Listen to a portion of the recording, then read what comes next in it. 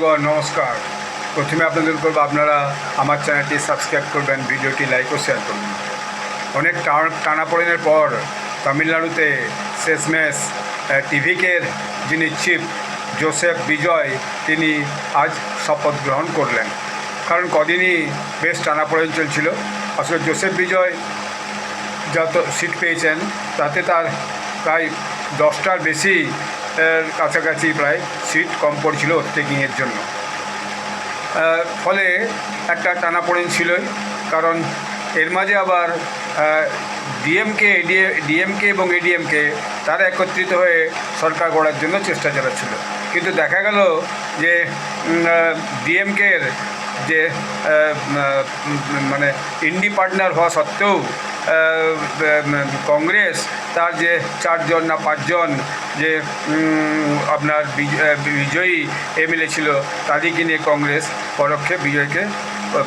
প্রত্যক্ষেই বিজয়কে সাপোর্ট করে দিল এবং তারা জানিয়ে দিল যে আমরা কংগ্রেস বিজয়ের টিভিকে পার্টিকে সাপোর্ট করবে এবং দুজন নাকি মন্ত্রী পাবে, এটাও একটা রফা হয়েছে বলে শোনা যাচ্ছে। কারণ বিষয়টা হচ্ছে যে এরপরে দেখা গেল যে স্বভাবতই যেহেতু ডিএমকে এবং কংগ্রেস তামিলনাড়ুতে ভোটের আগে জোট পার্টনার ছিল এবং এই পার্টনারশিপটা তাদের দীর্ঘদিনের।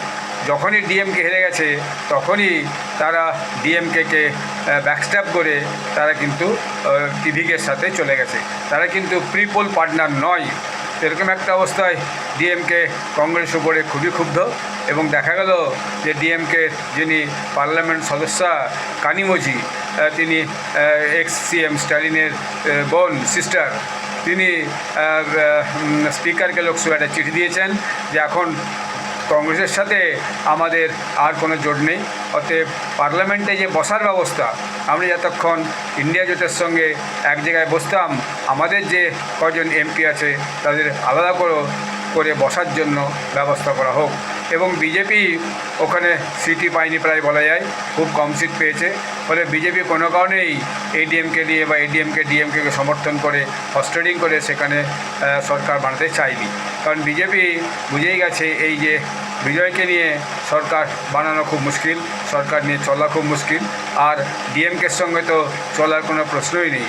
ফলে বিজেপি এবং এআইএডিএমকে তারা হচ্ছে যে আলাদা করে থেকেছে, তারা এর সঙ্গে কোনোরকম জোর দেয়নি। যাই হোক, আজকে সেই সিনেমা আর্টিস্ট জোসেফ বিজয় তামিলনাড়ুর চিফ মিনিস্টার হিসেবে শপথ গ্রহণ করেছেন।